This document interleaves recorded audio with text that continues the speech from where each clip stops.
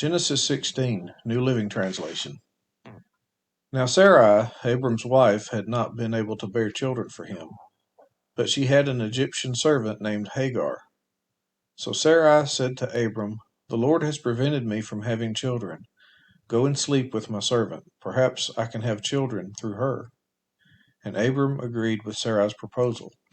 So Sarai, Abram's wife, took Hagar the Egyptian servant and gave her to Abram as a wife. This happened 10 years after Abram had settled in the land of Canaan. So Abram had sexual relations with Hagar, and she became pregnant. But when Hagar knew she was pregnant, she began to treat her mistress, Sarai, with contempt.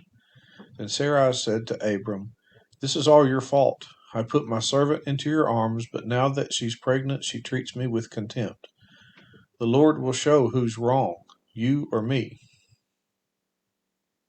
Abram replied, "Look, she is your servant, so deal with her as you see fit."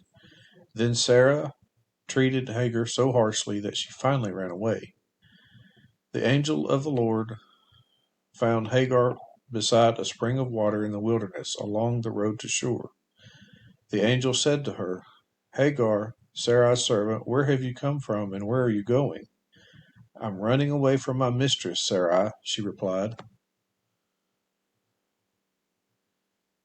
The angel of the Lord said to her, "Return to your mistress and submit to her authority."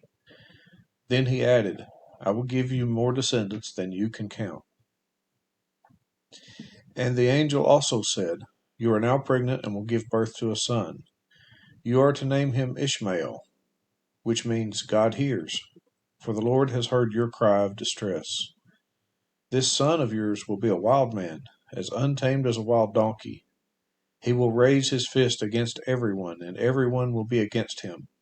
Yes, he will live in open hostility against all his relatives."